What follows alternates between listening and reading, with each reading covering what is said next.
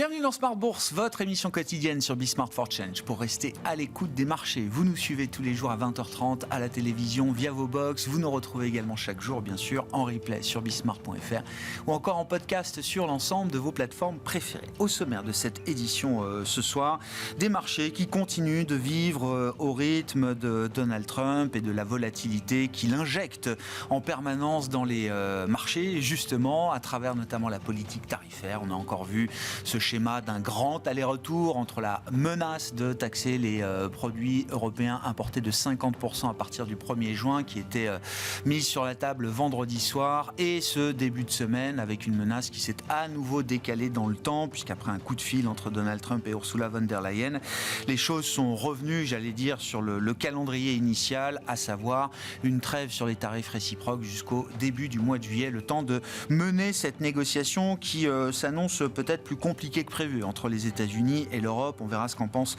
nos invités de Planète Marché dans un instant. En tout cas, le marché a pris acte de la menace vendredi. Il prend acte du retour au calendrier initial aujourd'hui et les indices actions européens rebondissent d'un peu plus de 1% en l'absence des marchés américains, Memorial Day, c'est même le monde anglo-saxon qui est en pause aujourd'hui et à Wall Street, ni les marchés actions ni les marchés obligataires ne sont ouverts aujourd'hui, ce qui laisse un peu de répit justement au marché européen au démarrage d'une semaine qui verra quelques indicateurs macro auxquels les investisseurs seront sans doute attentifs, à commencer par les premières estimations d'inflation pour différents pays de la zone euro pour le mois de mai et puis le chiffre clé que regarde la Réserve fédérale américaine pour la dynamique des prix, le corps PCE du mois d'avril qui sera publié ce vendredi. Voilà pour le panorama du jour sur les marchés. Le dollar est toujours à la peine face aux grandes devises, un indicateur de défiance peut-être vis-à-vis de la conduite de la politique américaine. Là aussi, question que nous poserons à nos invités de Planète Marché dans un instant. Et puis dans le dernier quart d'heure, nous resterons à l'heure américaine, comme chaque lundi avec notre quart d'heure américain. Nous reviendrons sur les derniers développements politiques aux États-Unis, que ce soit sur le plan tarifaire et sur le plan budgétaire, avec ce grand projet de loi budgétaire qui tente tant bien que mal de suivre son chemin au Congrès. Rendez-vous avec notre correspondant américain, Pierre-Yves Dugas, dans le dernier quart d'heure de Smart Bourse.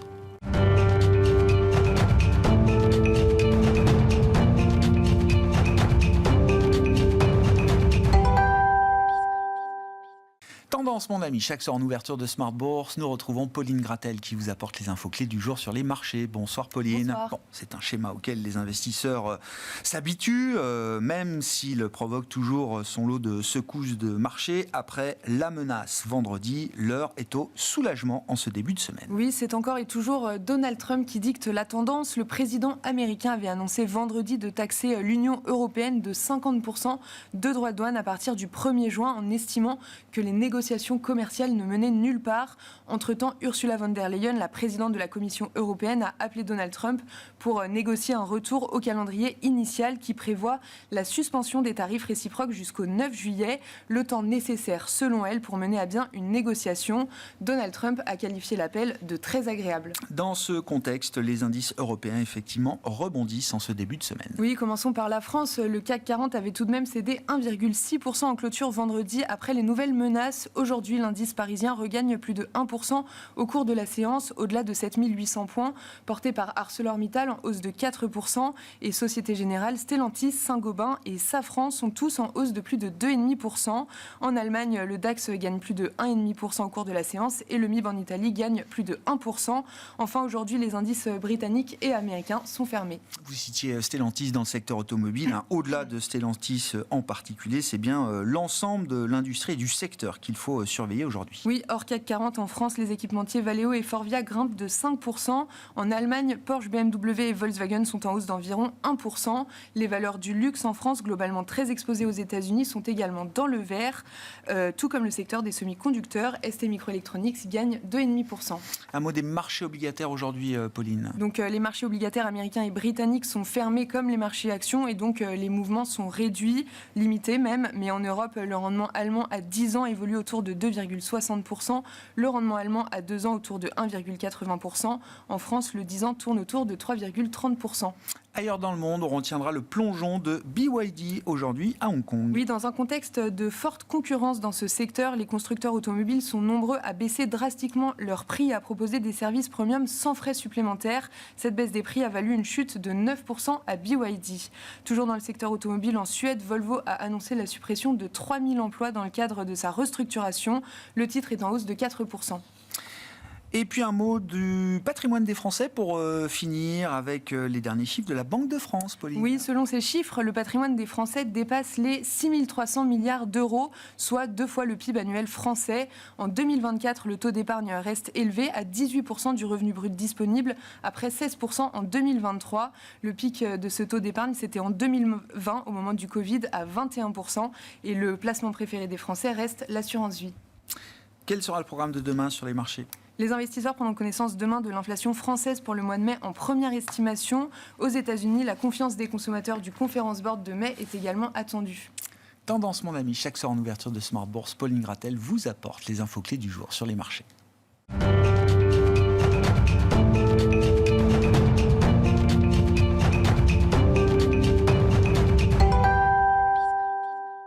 Trois invités avec nous chaque soir pour décrypter les mouvements de la planète marché. Alexandre Taïeb est à nos côtés ce soir, gérant et analyste chez Sycomore Asset Management. Bonsoir Alexandre. Bonsoir Grégoire. David Belloc nous accompagne, gérant et stratégiste chez Mirova. Bonsoir David. Bonsoir Grégoire. Et Régis Béguet est à nos côtés, associé et gérant chez Zadig Asset Management. Bonsoir Régis. Bonsoir Grégoire.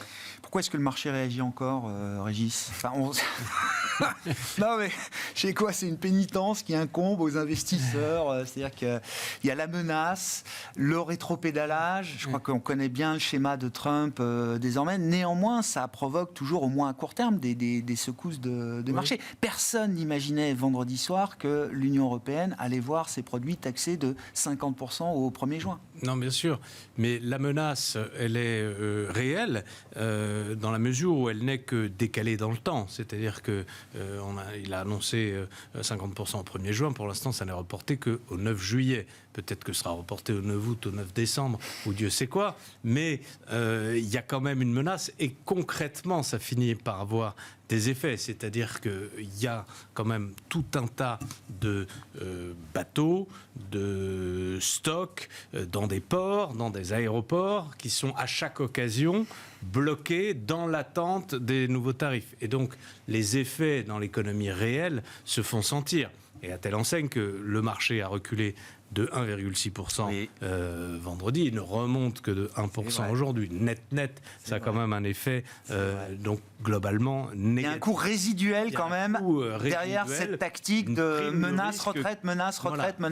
Une prime de risque qui continue d'augmenter. Alors ça ne se voit pas beaucoup parce qu'effectivement par rapport à début avril, les marchés ont formidablement remonté et notamment les marchés européens, mais ils ont beaucoup remonté sur les actions qui étaient, alors ça a globalement remonté, mais ça a beaucoup plus remonté sur les actions européennes exposées exclusivement à l'Europe, les actions d'infrastructure, utilities, banque européenne, que sur les actions exposées au commerce international et en particulier exposées au commerce américain.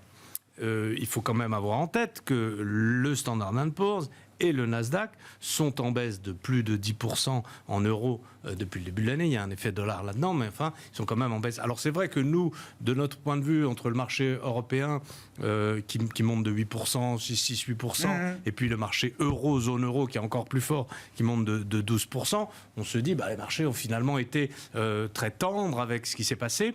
Oui et non, encore une fois, il y a une prime de risque sur les actions qui sont très directement concernées, qui s'est créée et qui ne s'est pas résorbée à ce stade. Une discrimination quand même faite par le marché des investisseurs. C'est normal puisque l'impact de ces annonces n'est pas neutre, même si elles sont décalées dans le temps. À chaque fois, elles provoquent des retards dans les investissements, des retards dans les signatures de contrats et finalement, auront un impact réel macroéconomique qu'on finira par voir, qu'on n'a pas vraiment encore constaté dans les données macro, mais à un moment donné, on va le voir. Ça ne veut pas dire qu'il sera définitif et irréversible, mais il faut que cette séquence et ces allers-retours s'arrêtent pour que l'économie reprenne une marche normale. Bon, tout ça a déjà un coût. Alors, on l'a beaucoup expliqué ici, mais on peut en reparler, bien sûr, David. Cette incertitude, cette manière d'injecter volontairement de la volatilité dans les relations internationales, dans les marchés, c'est normal, oui, que ça se retrouve dans les marchés, quand bien même on sait que ces menaces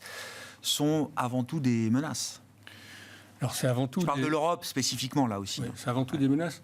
Moi, je pense que on a donc une stratégie de négociation. On a eu tous très très peur, ce qui a provoqué quand même une baisse de 20% des marchés, un quasi-crack. On a vu quand même que Trump regardait les marchés, notamment les marchés obligataires, le coût de financement de la dette américaine. On a vu aussi que la Chine avait des armes, les terres rares, et l'Europe aussi potentiellement, et qu'il est capable aussi quand même d'être pragmatique. Il a bien compris que ça allait générer beaucoup d'inflation, que ça allait impacter négativement les revenus modestes des États-Unis. Il y a des élections quand même mi-mandat. Et donc, je pense aussi, si on écoute Bessent et son administration, notamment les dernières déclarations vendredi concernant la courbe de l'affaire, qui fait que trop de taxes tuent les taxes, trop d'impôts tuent l'impôt, et on pense quand même qu'ils ont l'intention d'atterrir autour de 15% à peu près, en moyenne. Et je pense que Trump est remonté au créneau là récemment, parce qu'effectivement, il avait une fenêtre de tir, étant donné le rebond des marchés et le capital confiance. 2, il envoie un One Big Beautiful Bill au Sénat qu'il faut financer, et manifestement le compte n'y est pas. Donc il faut qu'il essaye de trouver des gages vis-à-vis du Sénat. Et donc, mais aussi les Européens qui essayaient doucement mais sûrement d'atterrir sur quelque chose inférieur au fameux 10% incompressible. Et là, il envoie un signal clair comme quoi ce 10% est incompressible. Donc, c'est une technique de négo. Donc, voilà, c'est dans ce contexte-là. Il revient quand même assez vite sur un report au 9 juillet. Je pense qu'on atterrira sur quelque chose autour de 10-15. C'est négatif clairement pour la croissance américaine notamment. C'est inflationniste. On risque d'avoir des premiers chiffres cet été qui montrent un peu d'impact quand même l'inflation, parce qu'on voit les Ford, les Nike, les Walmart, ils augmentent les prix pour l'instant. Ils augmentent les prix, ils utilisent leur pricing power. Donc en fait, ça va se voir plus dans l'inflation que dans les résultats des boîtes et dans les chiffres de croissance dans un premier temps. Ça met une pression au niveau obligataire, mais dans tous les cas, c'est stagflationniste pour les États-Unis. Voilà. Donc c'est clairement moins de quelque croissance chose de positif et un peu plus d'inflation. Mais je pense qu'on est sorti des stress de récession aux États-Unis, d'un Trump fou qui n'a pas de garde-fou. Donc le marché écoute encore Trump, mais pas autant qu'on pouvait l'écouter entre le 2 avril et le 8 avril. Est calé sur des tarifs autour de 15%, 10-15%, qui restent gérables pour l'économie mondiale, y compris pour l'économie américaine. Ça ne règle pas tous les problèmes, mais en tout cas, celui-ci, je pense, à mon avis, est évacué. Bon. C'est un scénario central assez consensuel. Vous êtes d'accord avec cette idée qu'on va atterrir autour de 15%? Ce qui est quand même un choc. Le péage moyen à 15% aux États-Unis, c'est quand même, je ne sais pas, 3, 4, 5 fois plus élevé que ce qu'on pouvait avoir précédemment, avant le retour de Trump à la Maison-Blanche, Alexandre. Oui, alors 10-15%, oui, c'est assez consensuel. Effectivement, c'est quand même un choc, c'est quand même important. Néanmoins, il faut quand même dire qu'on ne sait absolument pas où est-ce qu'il va se fixer. C'est une hypothèse, 10-15%, ça peut être plus. La Chine donnera un bon témoignage parce que déjà, je crois que les 90 jours, ça se termine tout début juillet. Je crois que c'est avant nous ou fin juin. Ouais, c'est un peu décalé par rapport à nous. Donc on verra ce qu'il fait. J'ai l'impression que tant qu'il n'est pas satisfait avec ce qu'on lui donne sur ces différents calls, il va garder le pistolet sur la tempe. Donc il peut tout à fait prolonger de 3 mois, mais on ne saura toujours pas à quelle sauce on va être mangé. Que le marché réagisse, c'est assez normal. Régis l'a très bien dit. Il y a un impact sur l'économie réelle. Beaucoup d'entreprises qui sont en position d'attente. Maintenant, on sent qu'il y a de plus en plus d'usure du marché. Quand on regarde le rebond récent, on voit que ça a été drivé, même si l'Europe surperforme quand même depuis le début de l'année, ça a été beaucoup drivé par le Nasdaq, par les valeurs technologiques. Donc c'est un retour de peur de manquer le mouvement, notamment du retail, des investisseurs particuliers. Qui sont en avance de phase. par rapport aux investisseurs professionnels. Absolument. Donc qui reviennent plus vite. Et on peut avoir aussi tout simplement des gens qui coupent leur vente à découvert sur l'indice Nasdaq ou S&P 500 parce que ça y est, ils ont pris la baisse. Donc vous avez un mouvement qui est amplifié un peu artificiellement. Mais j'ai pas l'impression que ce rebond-là soit très très solide dans le temps. Il faut plus de catalyseurs positifs. Ça viendra pas forcément de Donald Trump. Ça peut venir de la politique monétaire, puisque le budgétaire, là, c'est un petit peu compliqué. Mais on a besoin d'un peu plus d'éléments pour que le marché dépasse ses plus hauts de l'année 2025. Oui, je comprends. Qu'est-ce qui, pour dire un mot encore de la négociation commerciale, qu'est-ce qui peut nourrir un deal entre l'Union européenne et les États-Unis d'ici le 9 juillet ? Je pense qu'il faut montrer de la bonne volonté. Il faut baisser des tarifs sur certains biens qui sont peut-être un petit peu surtarifés au niveau des droits de douane en Europe. Après, on peut brandir le partenariat. Il y avait un partenariat entre les États-Unis et l'Europe sur l'investissement, le commerce, qui est gelé depuis 2016. Qu'on pourrait éventuellement relancer. Il y a la coopération numérique. Donc voilà, je pense que c'est ces arguments-là qu'on va mettre en avant. Mais on ne va pas abandonner la TVA ou le Digital Market Act. Non. Enfin, ou alors là, ce serait une perte de crédibilité de l'Europe. On en a fait des piliers quand même. Oui. Il y a une posture de l'Europe qui est quand même assez ferme, ce que je trouve d'ailleurs assez rassurant. Donc le but, c'est de lui donner, pardonnez-moi l'expression, un os à ronger qui lui convient pour qu'on se stabilise sur les 10-15% de tarifs. Ouais. Qu'est-ce qui peut nourrir un deal entre les États-Unis et l'Europe ?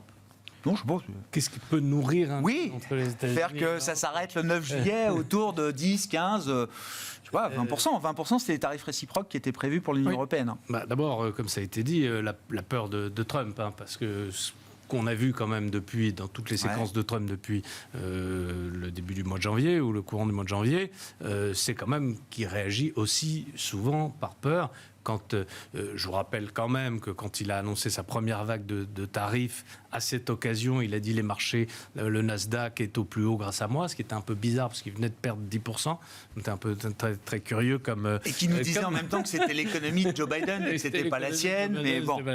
Mais donc, oui, évidemment, à la différence des dirigeants européens, les dirigeants américains, ça ne s'arrête pas à Trump, regardent les marchés actions, parce que les marchés actions sont un facteur de richesse important pour les ménages, un facteur de confiance important aussi pour l'investissement. Donc, ils ne sont pas prompts à laisser les marchés actions baisser très fortement. Donc, premièrement, Trump est quand même un peu sur la défensive. Il est encore plus sur la défensive, on l'a vu vis-à-vis de la Chine, sur le marché obligataire, bien entendu, puisque là, c'est le financement du déficit budgétaire américain qui est en jeu. Là, il est beaucoup plus encore sur la défensive. Ça joue moins dans la relation Europe-États-Unis que dans la relation chinoise, puisque les Chinois sont des grands détenteurs de la dette obligataire américaine. Donc ça, c'est côté Trump. Côté européen, bien entendu, il y a une volonté aussi de trouver un accord, puisque le marché américain est quand même le marché d'exportation naturelle. Ouais, mais on a déjà proposé d'acheter plus de gaz naturel liquéfié, plus de défense. Enfin, tout ça, on le fait déjà. On en a besoin du engagements. Non, mais bien sûr, mais je ne dis pas qu'on n'a pas besoin, mais je dis que justement, on est très ouvert à le faire, on le fait déjà. Les grands pays, Allemagne en tête, s'engagent à porter leurs efforts de défense à des niveaux qui correspondent à peu près à ce que demandent Donald Trump et son administration et les États-Unis. Sur quoi se joue la négociation ? Encore une fois, je dis, si Trump veut qu'on abandonne la TVA ou la régulation des géants numériques, j'ai peur que ça se passe mal. Ça ne se produira pas, en particulier pas la TVA qui est considérée comme un droit de douane, ce qui est quand même une drôle de conception. Oui, mais c'est sa perception. Et c'est donc sa réalité. Comme un droit de douane, c'est un peu bizarre. Oui, non, mais on ne fera pas changer d'avis là-dessus. Non, je ne sais pas, il n'y a pas j'ai pas d'éléments concrets de l'Europe à donner. Personne engage aux États-Unis, mais ce qu'on voit quand même dans cette année, ces six derniers mois, c'est que très souvent, ce sont des mesures très symboliques, un petit détail, le whisky américain ou je ne sais quoi, et qui permet de dire on a gagné le deal. Et de proclamer une grande victoire américaine. Bon, c'est ce qu'on a vu. C'est de l'ordre du symbole ou ça va être plus dur avec l'Union européenne quand même, David ?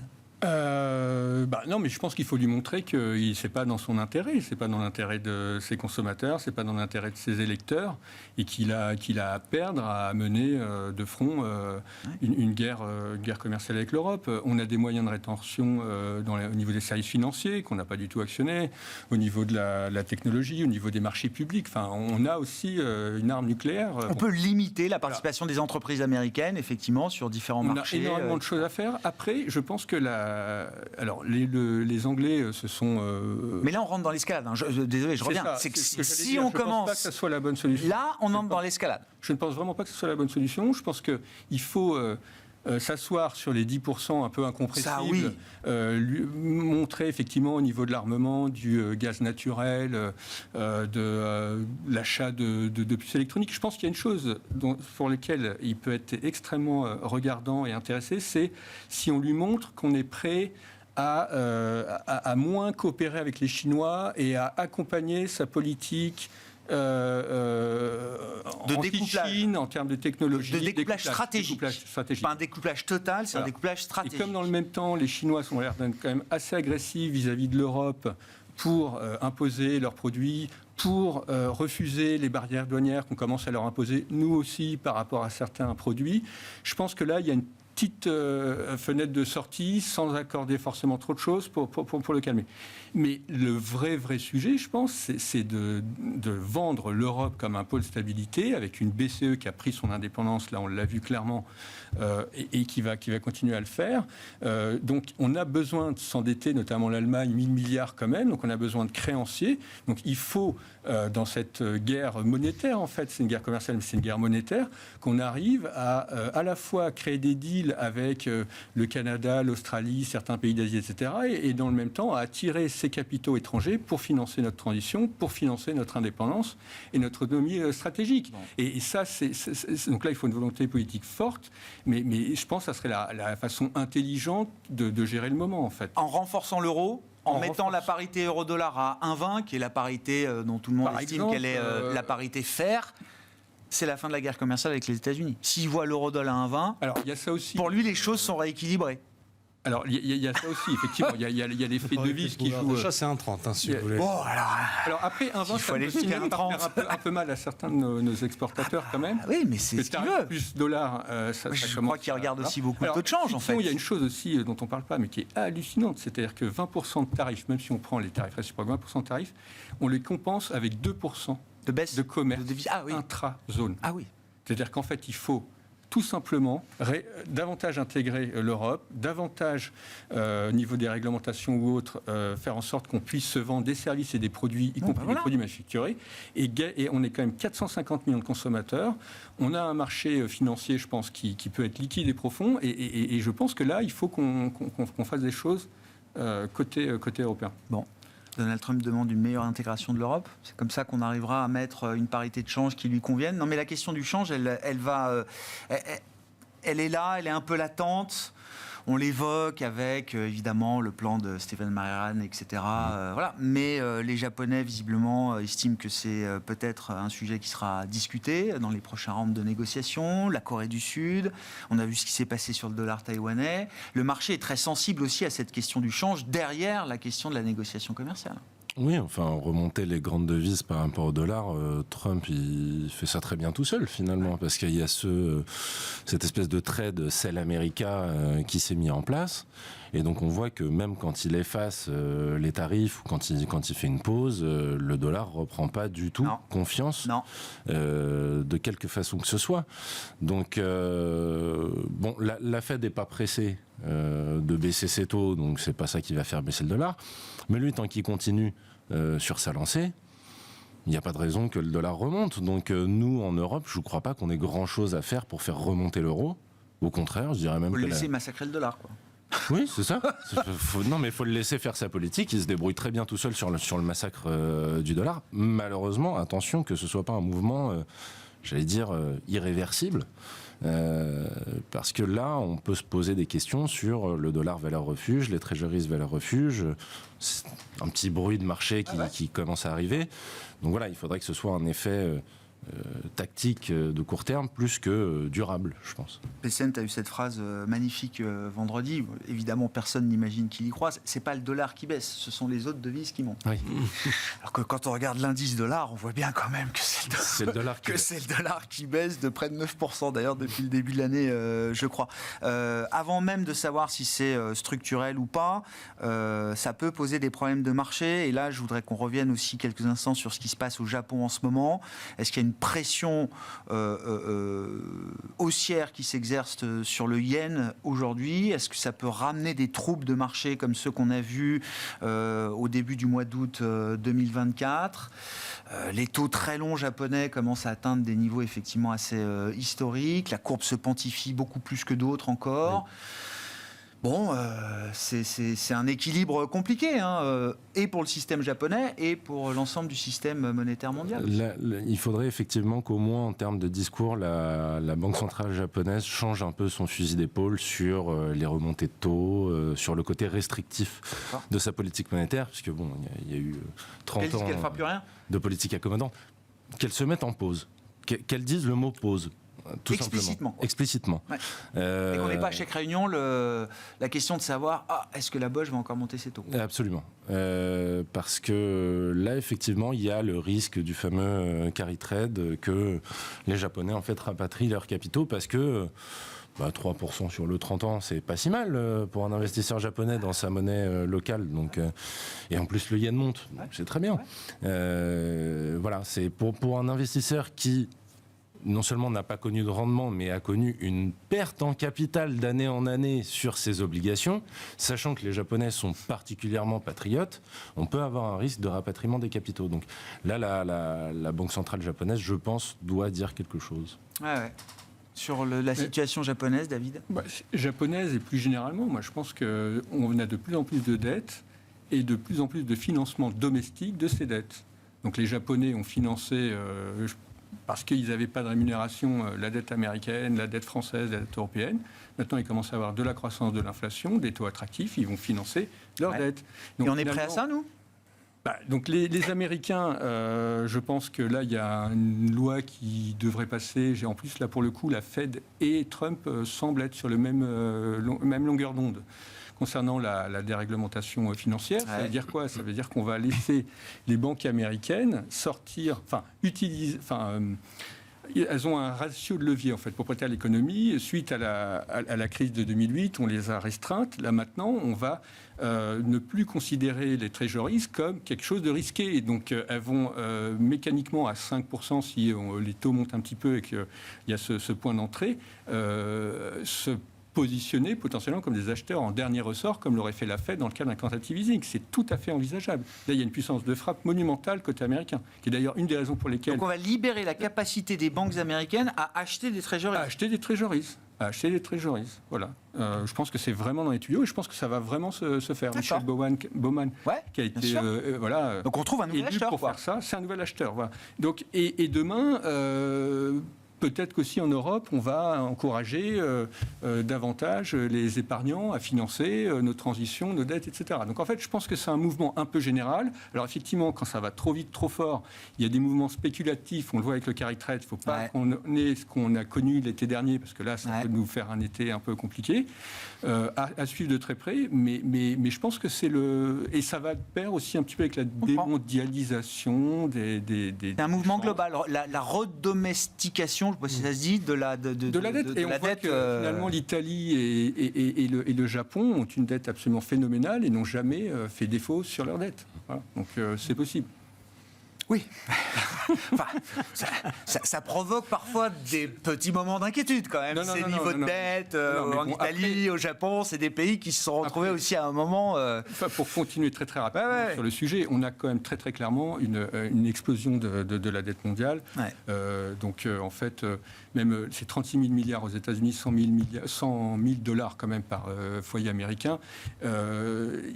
Donc là, pour l'instant, politiquement, il y a les gens gens au pouvoir n'osent pas faire ce qu'il faut pour effectivement corriger ces trajectoires, mais ça ne pourra pas durer éternellement. C'est pas uniquement en forçant, via une répression financière, les épargnants domestiques à financer des déficits incontrôlables. Ça, on est très clair. D'accord. Il faudra aussi un effort des législateurs sur la trajectoire des finances publiques et les corrections à apporter. Évidemment. D'accord. Bon, répression financière, on repart dans un monde de répression financière. Il y a différents outils pour ça. La dérégulation bancaire en est une.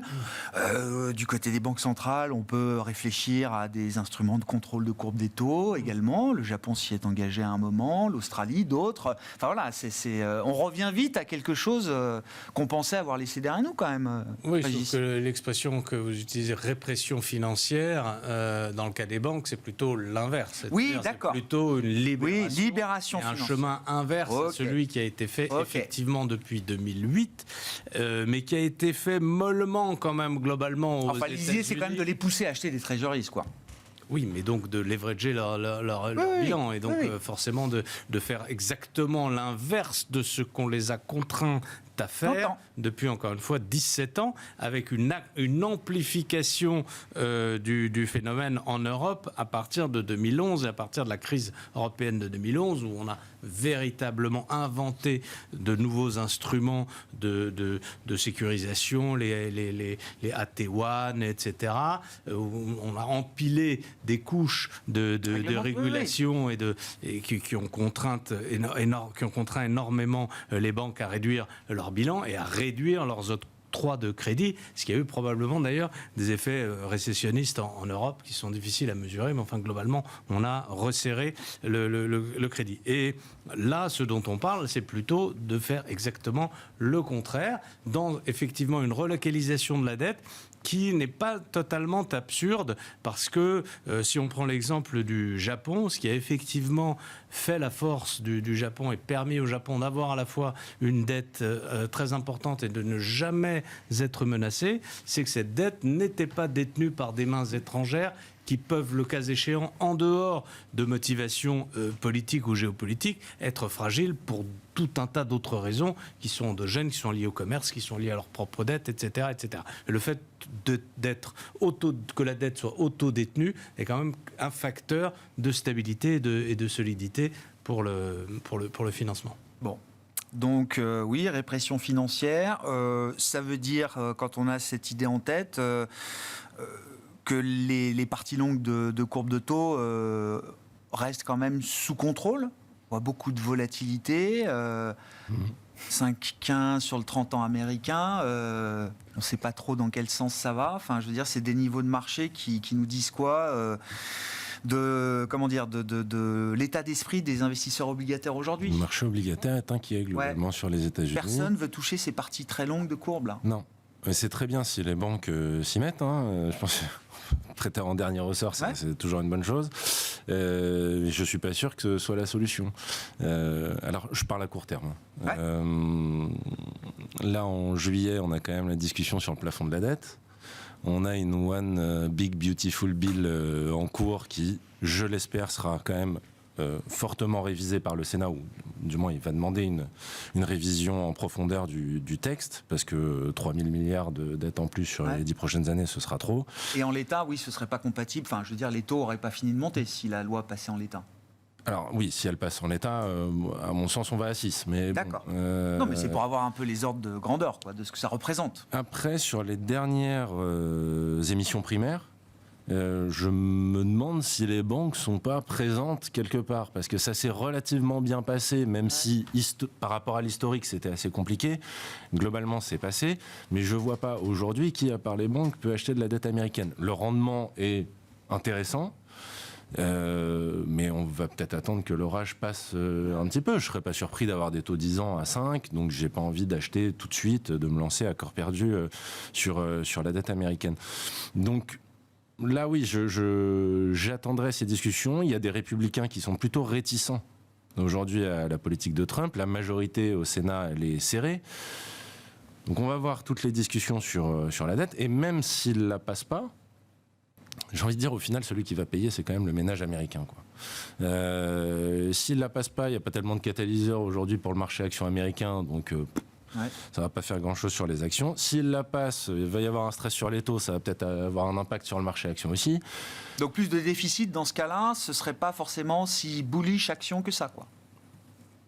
Eh ben, je suis pas sûr. Oui, c'est ça. Effectivement, c'est un gros point d'interrogation. De manière un peu pavlovienne, on se dit plus de déficit, c'est à peu près plus de croissance, et c'est donc bon pour les actions. Ça peut durer 24 heures. Voilà, c'est ça. Ça peut être un mouvement de 24 heures. Non, mais mais effectivement, sur la durée, je pense que ça a c'est été juste vrai tout au long de ces dernières années, jusqu'à un moment où on atteint un niveau de déficit et de dette qui fait que ça se passe plus aussi bien. Sauf que vu le niveau de confiance ou de défiance sur le dollar aujourd'hui, c'est selon, le problème sera un petit peu différent à mon sens. D'accord. Le risk-reward sur les parties longues de courbes obligataires, là, qu'est-ce qu'on en dit aujourd'hui pour vous, chez Mirova, David, ça... Qu'est-ce qu'on peut dire de la demande pour des treasuries, 10, 15, 20 ans, 30 ans Non, mais effectivement, alors je partage clairement l'idée selon laquelle 5% seuil psychologique, mais enfin 5% quand même sur le taux 10 ans américain, ça me semble être un bon point d'entrée, aussi pour les raisons évoquées concernant l'acheteur en dernier ressort bancaire. 5% sur le 10 ans, ça couvre une partie des risques, ça couvre les risques ça dépend en fait. Qui existent aujourd'hui sur la signature américaine. Il y a plusieurs sujets. Je pars du principe effectivement que cette loi va être renégociée au Sénat, puisque 4 000 milliards, je pense que c'est même 4 000. C'est trop important. Et en gros, jusqu'à la fin du mandat de Donald Trump, c'est que des cadeaux. Et après, on vous débrouillez pour réduire la dette. Donc ça, je pense que le marché va pas avaler. Et je pense aussi qu'il y a des républicains qui sont pas prêts à telle dépense. C'est quand même très très clientéliste comme façon d'arroser. Donc on peut avoir potentiellement de bonnes surprises dans les prochains jours de ce point de vue, qui pourraient calmer un petit peu la hausse. Et d'autre part, c'est vrai que nous, on est plutôt méfiants sur ces parties longues, très clairement. On pense que ça peut aller plus loin. On pense que... et en même temps, c'est vrai qu'on regarde très froidement, on a quand même une prime de terme. C'est-à-dire que si on fait cette fameuse prime de terme américaine, c'est-à-dire le 4,50 moins 3,25, qui est selon le sondage de la Fed, le taux terminal des 10 moyens des 10 prochaines années, c'est 1,25. 1,25 de prime de terme, c'est quand même historiquement élevé. On n'a jamais eu autant de prime de terme. Il faut remonter à 2007. Donc on a déjà pricé un peu quelque chose. On a des taux réels quand même sur le 30 ans, le fameux 30 ans, à 2,75. Ça commence, s'il n'y a pas de dérapage inflationniste, un bon point d'entrée pour loquer quand même, retraiter de l'inflation. Pour préparer ta retraite aux États-Unis, c'est pas mal. Une croissance potentielle qui a quand même peu de chances de monter à 2,75 aux États-Unis. Voilà. Donc on a aussi ça en tête, mais là, non, oui, effectivement, il y a trop de dérapage, c'est pas tenable, il faut qu'il y ait un peu Donc pour un investisseur qui n'a pas d'obligation ou de contrainte à acheter des treasuries aujourd'hui, vous dites il n'y a pas de raison de se précipiter encore tactiquement, en tout cas aujourd'hui. C'est parfaitement ancré, c'est-à-dire que les banques centrales ont toute leur crédibilité. A priori, il n'y aura pas d'inflation en Europe. S'il y a de l'inflation aux États-Unis, il y a des chances pour qu'elle soit transitoire. Et donc, vu comme ça, autant aller se hedger sur une partie courbe de la courbe qui est très très solide et d'attendre de voir, wait and see, ce qu'il en est sur la partie longue. Donc, je pense que c'est l'état d'esprit du marché. Il a bien raison. Et il est possible que s'il y a un dérapage inflation au niveau des chiffres, ou même parce qu'on voit que les entreprises passent ce fameux pricing power, ça peut se voir dans les chiffres, cet été, on peut avoir un petit stress obligataire qui pourrait, pour le coup, être un bon point d'entrée. Est-ce qu'on y voit un peu plus clair sur la politique de santé et tout ce qui concerne la pharma aux États-Unis, Régis, contrôle des prix sur les médicaments ? Oui, il y a eu certaines clarifications. Il y avait deux enjeux sur la pharma aux États-Unis qui sont toujours les tarifs spécifiques, puisque quand il y a eu les annonces de tarifs, c'était hors pharma. Or, il y a beaucoup de production de produits pharmaceutiques qui est délocalisée en Europe, notamment en Irlande en particulier, mais aussi au Canada et aussi en Asie, bien entendu. Ce que disent les économistes, c'est qu'on ne résorbe pas le déficit commercial avec l'Europe si on ne traite pas le sujet de la pharma. C'est le principal contributeur au déficit. Il faut avoir en tête quand même que cette délocalisation de la production, elle est faite essentiellement par des entreprises américaines, beaucoup plus que par les entreprises qui viennent chercher des meilleurs impôts en Europe. Des États-Unis, parfois pour des raisons fiscales, parfois pour des raisons technologiques aussi. C'est qu'on a quand même un certain nombre de compétences en Europe et en Chine d'ailleurs. Par exemple, les antidrogues conjugate, les antibody drug conjugate, sont fabriqués à 50% en Chine, donc dans le monde. Donc de la même manière que les téléphones portables, il y a des compétences qui sont dans certains pays qui ne sont pas aux États-Unis. Après, il peut faire revenir. Donc ça, c'était un sujet tarif, mais qui est en réalité un assez petit sujet, parce que des relocalisations qui peuvent se faire assez facilement. Et finalement, sur les grandes pharma, ça n'a pas été un énorme sujet. Le plus gros sujet a été effectivement le remboursement de la partie Medicare par DIE, c'est-à-dire des personnes âgées qui sont remboursées. Il faut avoir en tête qu'aux États-Unis, il y a 2 systèmes de remboursement. Système privé qui représente 80% de la profitabilité des entreprises pharmaceutiques et un système public, Medicare et Medicaid, qui sont donc une petite partie, mais qui peuvent être une très grosse partie en volume, et donc dont l'impact sur les prix peut être aussi significatif. Ensuite, il y a toute une question sur la distribution. C'est un peu cette partie-là que Trump a voulu attaquer quand il a parlé du middleman, donc la distribution. Mais il y a aussi le prix net de ces rebates de distribution qui serait aligné sur la Most Favored Nation, donc le prix le plus bas pratiqué dans le monde.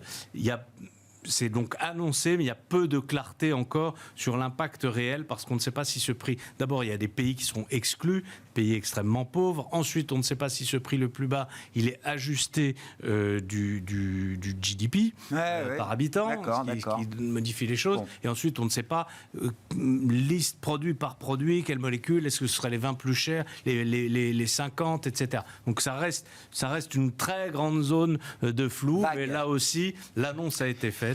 Ça fait partie de la stratégie ou de la tactique. Ça a conduit à une forte prime de risque. Mais voilà, comment traite le secteur par rapport à ça ? Absolument. Le secteur a beaucoup souffert. Déjà, il avait souffert un petit peu avant les élections américaines de la myopie sur les GLP-1 et sur Novo Nordisk en particulier. Cet effet-là s'est dégonflé, mais le reste du secteur n'a pas retrouvé véritablement la faveur des investisseurs à cause de la faiblesse du dollar, d'abord, parce que 40% des profits sont faits en dollars en général, 40 à 50%.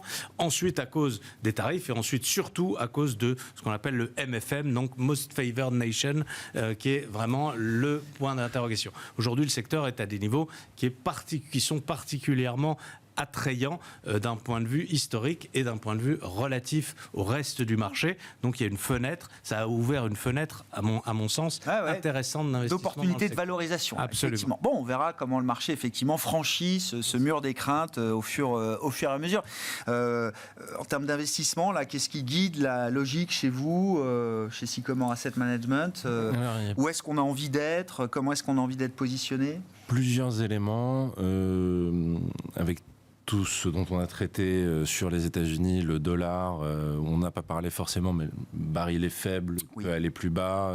Quand même un contexte qui profite plutôt aux pays émergents, dont certains ont fait une très bonne performance depuis le début de l'année. Je pense notamment au Brésil, mais aussi à l'Inde. Donc l'Inde, on regarde de plus en plus, en diversification bien sûr, mais ça paraît intéressant. Puis la tendance a l'air d'être à long terme là pour le coup. Donc ça c'est quelque chose qu'on va regarder. Et puis ensuite en Europe spécifiquement, on peut commencer à jeter un œil aux fameuses petites capitalisations. On va dire un peu plus de visibilité sur la BCE que sur la Fed, donc sur le cycle de baisse de taux, ça peut être favorable aux petites capitalisations. Un cycle de fusion-acquisition qui se poursuit en Europe, qui avait déjà commencé l'année dernière, qui est assez dynamique. Alors, tous les deals qui ont un lien avec les États-Unis sont en pause évidemment, mais quand c'est intra-européen, on en a parlé, ça se fait. Donc ça c'est quelque chose qu'on regarde. Et puis après dans les secteurs plutôt défensifs, je suis d'accord avec ce qui a été dit sur la pharma, niveau valorisation c'est quand même très intéressant, mais on va aussi regarder les banques qui nous paraissent toujours assez peu chères. Donc voilà, on reste quand même assez défensif dans notre allocation, avec diversification, petite et moyenne capitalisation et éventuellement émergent. Qu'est-ce qui vous intéresse aujourd'hui chez Mirova, David ? L'idée comme quoi, effectivement, on reste long Europe et long domestique Europe notamment, et à la fois sur la partie défensive, avec des télécoms, des utilities, qui n'ont pas rallié comme les cycliques dans le rebond récent, et qui présentent là quand même, compte tenu des niveaux de marché, valorisation et autres, et incertitude, je pense, un point d'entrée. On va également rester un léger long duration, mais sur la partie courte de la courbe, comme évoqué, et plutôt euro. Et donc plutôt prudent vis-à-vis du dollar, en fait, où on pense qu'effectivement le mouvement de dépréciation n'est pas fini. Avec, sur le crédit, on a, après le très fort retracement des parties les plus risquées, on commence à écréter et à réduire clairement la voilure, pour se positionner sur un crédit investment grade un peu plus safe. Voilà. Et pourquoi le long Europe par rapport aux États-Unis ? Parce qu'effectivement, je pense qu'à la fois des questions de valorisation, de flux, de coût de l'énergie et de banque centrale accommodante, de plan allemand, enfin les arguments sont pléthores pour continuer à meilleur alignement d'intérêts, effectivement. Voilà. Alors les small cap, peut-être effectivement plus du côté allemand. Mais oui, clairement, je pense que là aussi, c'est quelque chose sur lequel il faut se positionner. Bon, sur l'Europe, secteur bancaire aussi, toujours ? Absolument, le secteur bancaire, malgré des performances qui ont été assez vertigineuses depuis 3 ans. C'est un problème que le secteur bancaire ait des bonnes performances pendant 4 ans. C'est vrai que c'est devenu un problème, c'est ça ? Du secteur pendant longtemps avant que ça porte ses fruits. Voilà, mais ça va toujours bien au-delà de ce qu'on peut imaginer. Ceci dit, le secteur bancaire ne reste pas très cher, effectivement. La Pharma, on l'a dit, les small et mid, j'adhère complètement. Les small et mid, elles ont souffert depuis au moins une dizaine d'années maintenant. C'est très très long, une très très longue sous-performance, et une sous-performance historique avec des multiples, d'une décote sur les grandes capitalisations qui est absolument... Et des acteurs encore très sous-exposés à ces segments de marché ? Absolument, des flux qui ont été totalement inexistants, sont importants dans ces affaires-là. Il y a aussi les flux de la gestion passive, etc. Il y a un secteur dont je me méfierais personnellement, c'est la défense, dont je pense qu'on a été quand même très très très rapidement en besogne. On a eu une très forte augmentation des multiples dans l'ensemble du secteur, sur des perspectives... Là, pour un temps au moins, c'est bien intégré. D'accord. Très bien valorisé, avant que les décisions allemandes ne ruissellent dans le PNL des entreprises. Il se passera quelques années. C'est plutôt sell the news, peut-être, attention à avoir sur la défense. Merci beaucoup, messieurs. Merci d'avoir été avec nous en ce début de semaine. Régis Béguet, associé gérant chez Zadig Asset Management, David Belloc, gérant et stratégiste chez Mirova, et Alexandre Taïeb, gérant et analyste chez Sycomore Asset Management. Le dernier quart d'heure de Smart Bourse chaque soir, c'est le quart d'heure thématique. Le thème chaque lundi, c'est le thème américain, avec ce quart d'heure américain hebdomadaire. Et nous retrouvons notre correspondant américain, Pierre-Yves Dugas, en visio avec nous. Bonsoir Pierre-Yves, bienvenue, ravi de vous retrouver pour évoquer, bien sûr, les fronts ouverts par Donald Trump sur la question commerciale, à nouveau, qui est plus qu'une question résiduelle, même si on a des trêves ici et là avec de grands pays comme la Chine. On a vu que les choses pouvaient à nouveau s'envenimer entre les États-Unis et l'Europe, même si effectivement le calendrier initial est toujours sur la table, à savoir une trêve et une marge de négociation jusqu'au 9 juillet entre les États-Unis et l'Europe. Avec cette question, Pierre-Yves, qu'est-ce qui peut alimenter un deal entre les États-Unis et l'Europe ? Je crois qu'un des éléments fondamentaux de l'accélération, pour ne pas dire du véritable démarrage de cette négociation, serait un changement d'attitude de l'Union européenne dans son approche de la négociation. Donald Trump ne cherche pas à négocier un accord commercial qui ressemblerait aux accords commerciaux qu'il a négociés avec le Canada ou le Mexique, par exemple, qui nécessiterait l'approbation du Congrès, des longues périodes de ratification en Europe, des amendements possibles de la part du Congrès. Non, il veut présenter un deal à l'opinion MAGA, un deal qui... soit vendable et qui lui permettent de démontrer qu'il a obtenu rapidement quelque chose que ses prédécesseurs ne pouvaient jamais obtenir. Et il veut mettre dans ce deal toutes sortes de considérations qui échappent aux négociateurs commerciaux envoyés par Bruxelles et qui font que du point de vue américain, les choses n'avancent pas, voire ne commencent pas. Par exemple, Donald Trump considère que l'Union européenne, d'une manière générale, est une construction anti-américaine qui a permis aux Européens de faire payer par les États-Unis leur défense militaire pendant que les Européens fabriquaient des Mercedes pour inonder le marché américain et des Airbus et des sacs Vuitton. Et il veut casser cette situation, quitte à mettre dans le panier d'une négociation commerciale des éléments qui n'ont rien à voir avec le commerce, comme les dépenses militaires, comme la réglementation antitrust des géants de la technologie, comme la taxation des sociétés multinationales, autant de portefeuilles qui ne sont pas directement de la responsabilité du Slovaque, éminent bureaucrate européen, qui a tout de même été formé à Moscou, dans une université, a étudié le marxisme-léninisme, s'est illustré à Bruxelles avec le Green Deal dont maintenant Ursula von der Leyen veut se dégager, et qui est un étrange animal à mettre en face de la négociation, de l'autre côté de la table, face à un Scott Bessent qui, lui, a travaillé pour Soros et a cassé la Banque d'Angleterre. C'est vraiment la carpe et le lapin qui essayent de parler et de négocier, et pour le moment, ils n'ont pas beaucoup avancé. Donc si on veut que ça avance, il faut que les Européens comprennent que la nature du deal que recherche Donald Trump est totalement différente de ce qui a été fait dans le passé. Ça tombe bien, parce que Marko Šefčovič, en l'occurrence, ce commissaire européen qui mène ces négociations au niveau technique, est peut-être en train de passer la main à Ursula von der Leyen. Ursula a parlé à Donald dimanche soir. Et pour la première fois, Donald Trump a parlé d'Ursula von der Leyen. Voilà, peut-être que la nature de l'échange est en train de changer et que les Européens ont intégré le fait que le type de deal que recherche Donald Trump n'est pas un accord purement commercial au sens traditionnel du terme, et qu'il veut traiter de tous les problèmes transatlantiques en injectant bien sûr d'importants éléments commerciaux, mais en abordant aussi d'autres choses.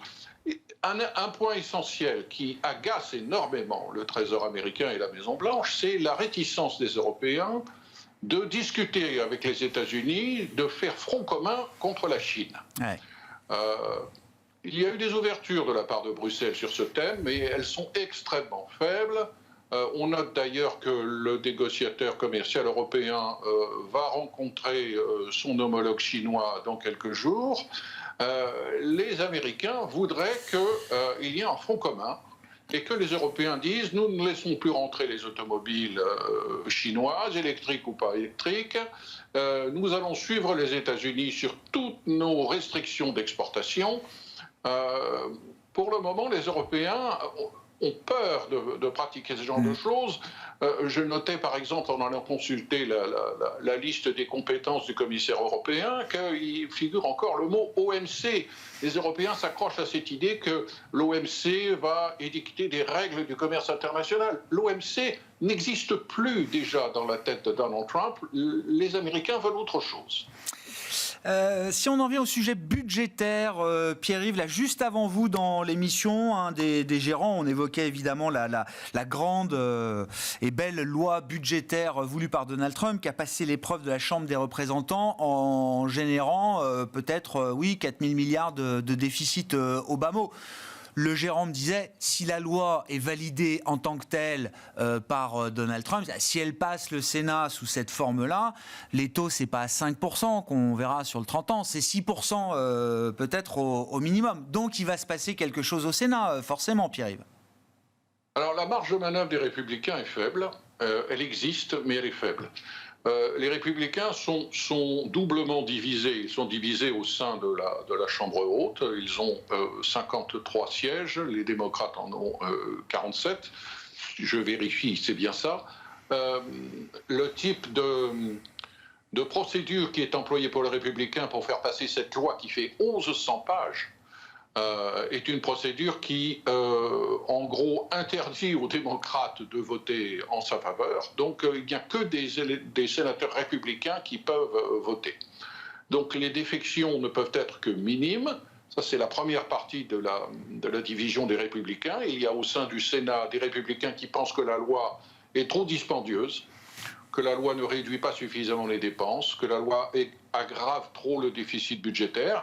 Et puis, il y a d'autres Républicains qui pensent au contraire qu'on mord trop sur certaines dépenses sociales, que l'on veut aller trop vite dans la réduction des avantages fiscaux qui ont été accordés aux entreprises qui investissaient dans l'économie verte et qui donc font du rétro-pédalage.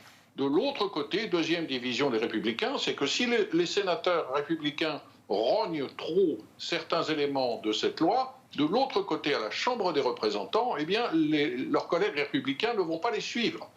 Parce qu'il y a beaucoup d'orthodoxes dans la minorité de la droite républicaine qui considèrent que cette loi est une horreur et ils ont été très réticents à l'adopter. Ça n'a été que par une voix de différence que Mike Johnson a pu convaincre ses collègues de voter cet énorme paquet. Alors, in fine, John Thune, le leader de la majorité républicaine du Sénat, va devoir contrôler ses troupes et Donald Trump va devoir réexpliquer de la manière la plus pédagogique qu'il peut que s'il n'y a pas un accord d'ici le 4 juillet, les républicains vont perdre la face. Parce qu'ils vont démontrer à l'opinion américaine qu'en dépit de leur majorité dans les deux chambres, ils sont incapables de gouverner. Ça laisse suffisamment de temps pour régler les choses telles que Trump le souhaite? Cette marge, ce délai jusqu'au 4 juillet, cette date fixée? Il ne faut pas que ça traîne parce que ça ne vous aura pas échappé. Dans le cadre de ce projet de loi qui a été adopté à la Chambre, il y a toutes les grandes promesses électorales de Donald Trump en matière fiscale. Exemption de la taxation des pourboires, exemption de la taxation des pensions de retraite de Social Security,